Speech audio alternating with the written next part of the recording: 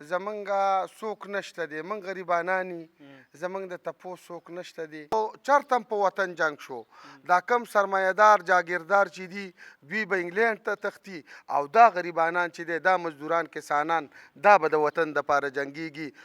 په دغه پریس کانفرنس کې څه داسې خوفناک څیزونه چې تاسو په سوشل میډیا هم ایر کیږئ نو اخر کې تم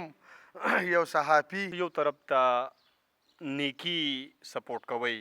د مزدور لپاره تاسو आवाज اوچتوئ، د زورورو خلاف د هغوی سره ولاړ یئ، بل طرف ته تاسو باندې الزام دا لګي چې دا منشیات فروشي سپورټ کوي، کم خلک چې منشیات خرڅوي په هغې به هغوی سپورټ کوي. نیکي او بدي دواړه د یو بل خلاف نه دي دې ځای کې؟ او زه خو د سوشل میډیا ملګرو ته وایم چې کم خلک د حق ملګرتیا نه کوي دغه انفالو کوي. سالر صاحب یو سوال لیکې کومه، چونکې یو سړی ایټ ا ټایم ځان ته یو د دشمنۍ یو یا د مخالفت یو محاذ کولاو کی، ستاسو د سیاست یو محاذ هم کولاو کړی دی، د کم چې ځمکې دي د خانانو سره هم ستاسو یو محاذ کولاو دی، د هغې نه علاوه د میډیا د خلکو سره هم ستاسو یو محاذ کولاو دی. دا ستاسو مجبوري ده، بهادري ده؟ په 100,000 روپۍ هم سړی خرڅېږي. دغه دی تاسو وکتل چې په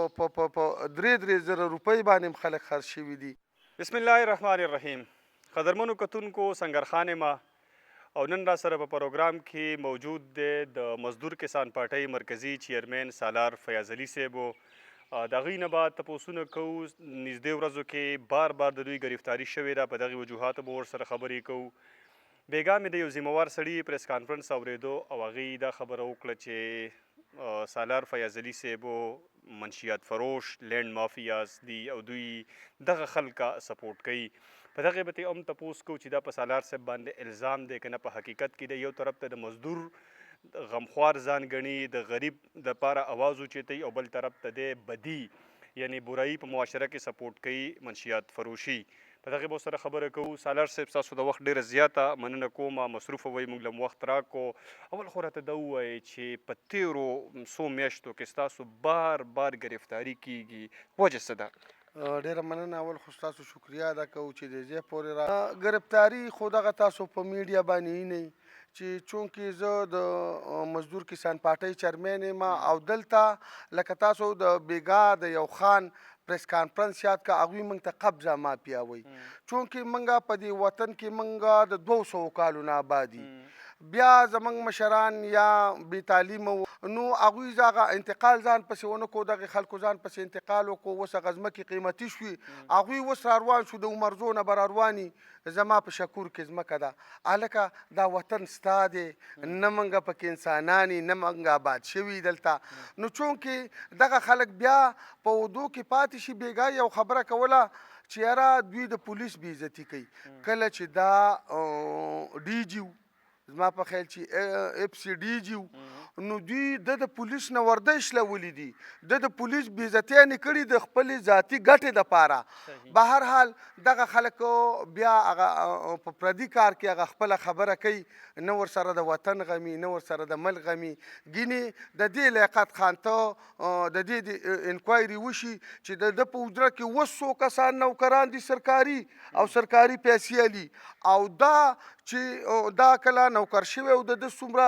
حیثیت او اوس یې څومره حیثیت دی. به هر حال دغه زما د وطن دلته ادارې شته، هغه به معلومات کوي چې چا د وطن او که زه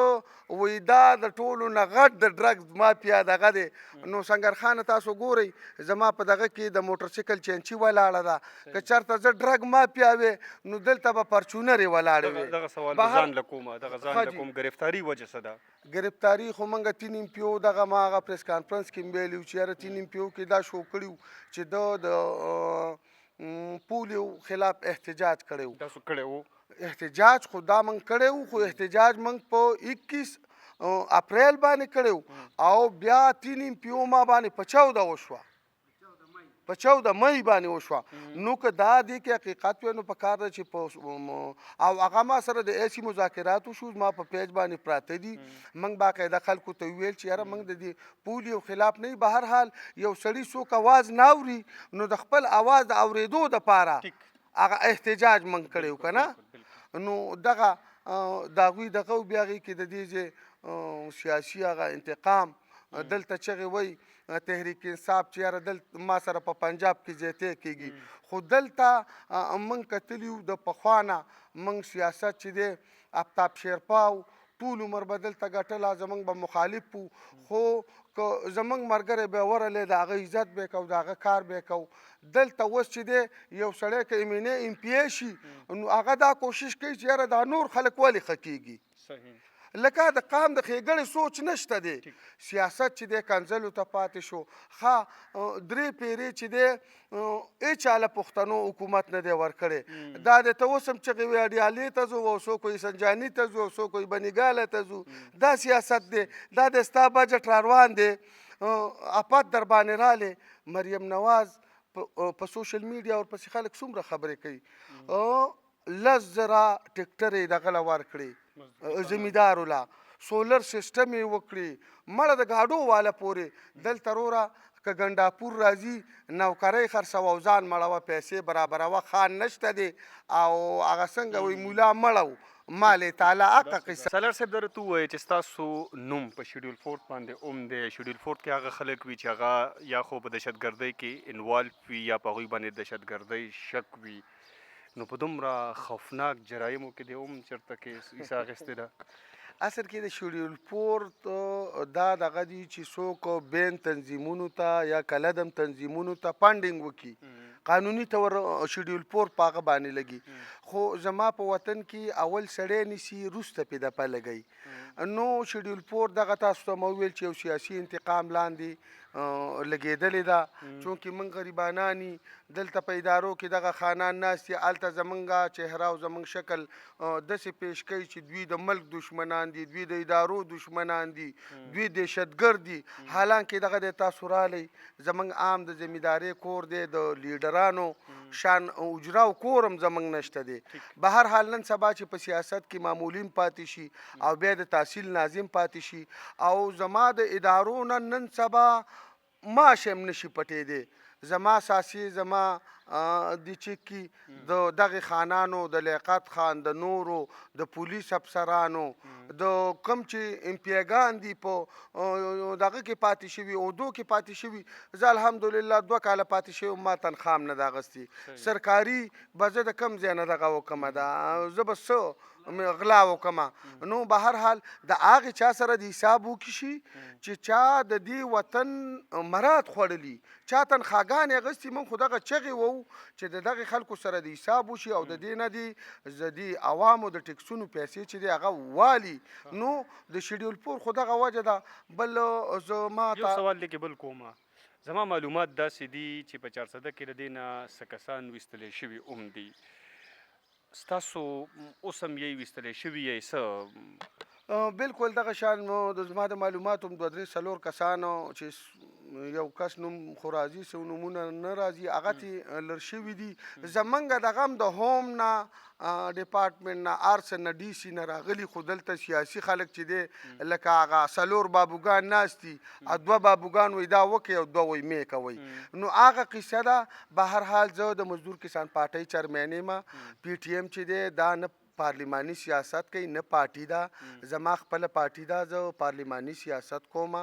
ما ای سی ډي سی سره پیډیویټ هم جمع کړی ټولو ادارو والم دلته راغلي دي زما معلومات زما ډیټا هر څه هغوی اخیستي دي خو دا دلته څه کسان نه غواړي چې یاره دا د شیډول فور نه وځي چې یاره دا د الیکشن نه ګیني چې دا موږ بار کړو نوره څه مسله زما بل دی یو سوال بل کومه که تاسو دا وایئ چې تاسو د خیبر جرګې له تللي وئ په هغې کې تاسو تقریر کړی دی په دې تاسو په شیډول فورت کې اچولي نو د خیبر جرګې له خو ګنډاپور صاحب هم تللی دی شاندانه ګلزار هم تللی و نور داسې ډېر خلک د موجوده حکومت او ایم این ایس تللي وو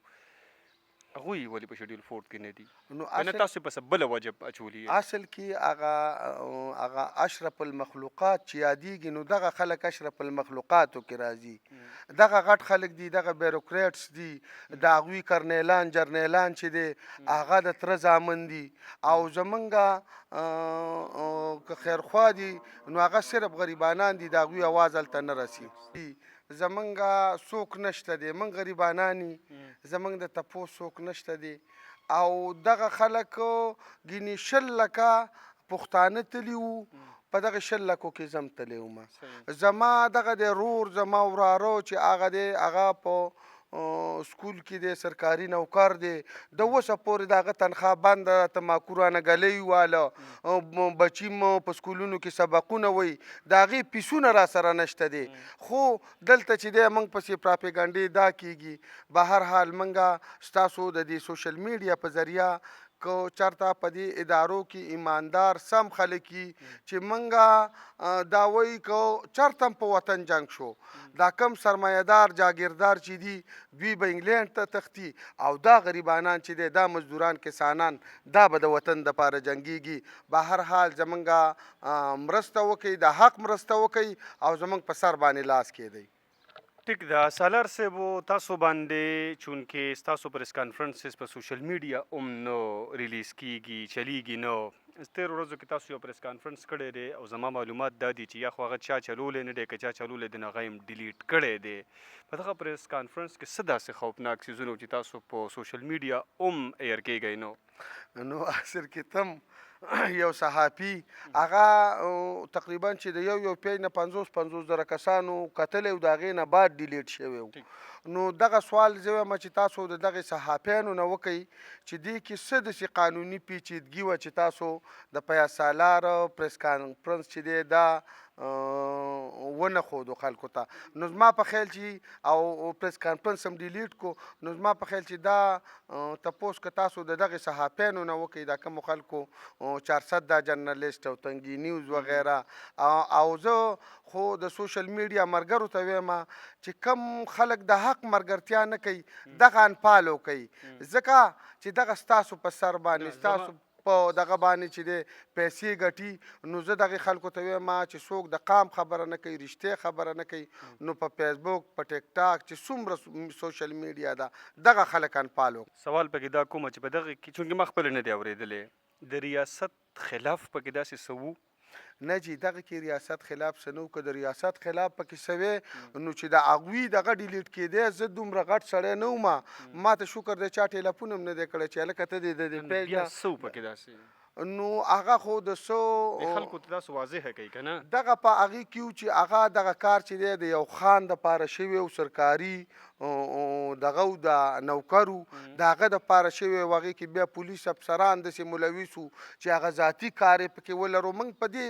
باندې نه چې په ماتین ایم پي او ولګېده اصل کې سنګرخانه چې زه دلته راشم او تا ته ووایم چې سنګرخانه راځه په تا 3 ایم پي او ده په تا 314 ده ته به را سره روانېږې د قانون وطن دی خو که زه تا ته سر ته بوجۍ در واچوم او تا ته اتکړۍ در واچوم او روان کړی مې چې راځه نو زمونږ خو لکه داسې د عام دشمن چې دی د هغه یو دشمن معلومي د سیاسي سړي چې دی 15 زره دشمنان نو یو قسم له دوی زه وجلی وما دوی زه اغوا کړی وما دوی زه یرغمال کړی وما ګینې موږ څلور میاشتې په جیلونو کې تېرې کړي دي نه پریس کانفرنس کړی دی نه احتجاج کړی دی صرف د دې دپاره هم کړی دی چې ادارې دا د خلکو دپاره استعمالیږي او بدنامیږي ولې سالر صاحب یو سوال دی کې کومه چونکې یو سړی ایټ ا ټایم ځان ته یو د دشمنۍ یو یا د مخالفت یو محاذ کولاو کی ستاسو د سیاست یو محاذ هم کولاو کړی دی د کم چې ځمکې دي د خانانو سره هم ستاسو یو محاذ کولاو دی د هغې نه علاوه د میډیا د خلکو سره هم ستاسو یو محاذ کولاو دی دا ستاسو مجبوري ده بهادري ده که بل څه دي چې په یو وخت هم دومره ډېر محاذونه ځان ته کولاو کړي دي اصل کې کله چې ته په حقه باندې او په نن وخت کې نو ستا ملګري به کمي او ستا مخالف به ډېري او لکه دغه یو محاذ کې یو سیاسي خبره یو سیاسي پوینټ هغه کولی شي خو چې اوس مثال زه تا له 100,000 روپۍ در کومه چې شابه پیاز پسې ردې بدې وایه نو د دې خو دا خو نه مخالفت شو او نه دا بل څه شو په 100,000 روپۍ هم سړی خرڅېږي دغه دی تاسو وکتله چې په 3,000 روپۍ باندې هم خلک خرڅ شوي دي به هر حال هغې کې به بیا زه نه ځو ځکه چې صحافیان په هر ځای کې په مومندو کې هم خاو خراب خلک شته، په ارقام کې په صحافیانو کې هم خاو خراب شته، په پولیسو کې هم خاو خراب شته، په هر دغه کې به هر حال هغې باس کې نه ځو. دغه تپوس پکار ده چې تاسو په خپل دغه کې په خپلې چارسدې چې څومره جرنلسټان دي او دا راټول شي چې آیا صحافي ولې د یو خان دپاره بدنام شو د چارسدې. صحیح. سالار صاحب دا راته ووایئ چې به تاسو اخري سوال کومه، تاسو یو طرف ته نیکي سپورټ کوئ، د مزدور لپاره تاسو اواز اوچتوئ، د زورورو خلاف د هغوی سره ولاړ یئ، د هغې نه علاوه د غریبانانو سره، بل طرف ته تاسو باندې الزام دا لګي چې دا منشیات فروشي سپورټ کوي، کم خلک چې منشیات خرڅوي په هغې به هغوی سپورټ کوي. نیکي او بدي دواړه د یو بل خلاف نه دي دې ځای کې؟ بالکل. منګه د منشیات پروشو چې څومره خلافي ما ورته دلته ځایونه ښودلي و، دلته آیس خرڅېده او هغې کې ورسره ایس ایچ او میلاو.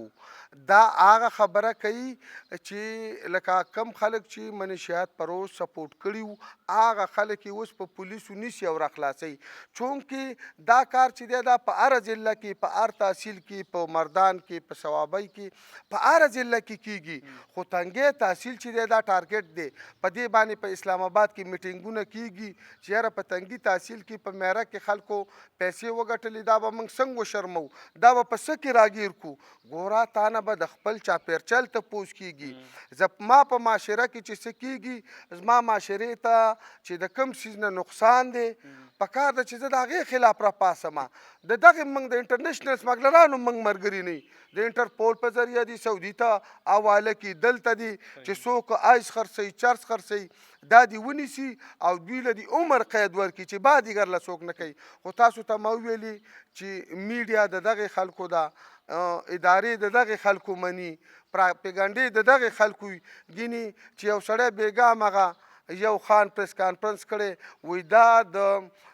ډرګ مافیا د ټولو نه غټ مشر دی. نو که زه چېرته زما ډرګ مافیا وې زما په ځای کې به دا خیر دی تاسو بیا لږ په دغه شیشه باندې دا چینچۍ دا د موټرسایکل دا وښایي، زما په اوږده کې به د موټرسایکل چینچي نه وی ولاړ، دلته به بل ماحول وی. به هر حال موږ د پیسو د ګټو دپاره سیاست نه کوو. دغه خلک انویسټمنټ کوي په سیاست کې او موږ دا خدمت په طور باندې کوو او د دغې خلکو اجاره داري ختمو چې په اختر کې څوک ایم پی ای ناظم له مبارکۍ له نه ځي، چې ناظم او ایم پی ای خلکو له مبارکۍ له ځي. انشاءالله داسې یو وخت را روان دی. شاه زلمو ته ویم چې تاسو ته ویم را بیدار شئ، په ټیک ټاک، په یوټیوب، په فیسبوک باندې سمه خبره، رښتیا خبره، د چا د بېعزتۍ خبره نه، هغه ټوپونو نه د دغه نه هېڅ هم نه سازېږي. دغه رښتیا خبره رامخې ته کوي. او صحافیانو ته ویم چې تاسو د قام سترګې او غوږونه یاستئ. کله چې دا ویښي، دا بیداري، دا تکړی، نو قام به بیداري، او که نه دا مړندې شوي نو بیا به ټول قام مړندی. ډېره مننه. یو ځل بیا دوه واړه سوالونه کومه، په واړه واړه جوابونه یې راکړئ. یو سوال دا دی چې تاسو کله د مییر سیټ پرېښودو، دغه ښه فیصله وه که غلطه فیصله وه، اوس په دې وخت درته څنګه محسوسیږي؟ یاره دې وخت کې خو پې زه ډېر زیات خوشحاله یم ځکه چې پریښی یم دی. وجه څه ده؟ دغه دی تقریبا چې دې دسمبر کې به د هغې ټیم مقرر شي او اوسه پورې دا تعین ونه شو چې د سره به ټیمې اختیار کړي، د سره به پلانې اختیار کړي، د ده اکاونټ کولاو نه شو. نو لکه زموږ خلک دا بې تعلیمه خلک دي دا نه ګوري چې یاره ګینې د سره کار نه و. نو به هر حال اوس موږ په هغه فیصله باندې ډېر زیات خوشحاله یو ځکه چې راتلونکي وخت کې موږ د سیاست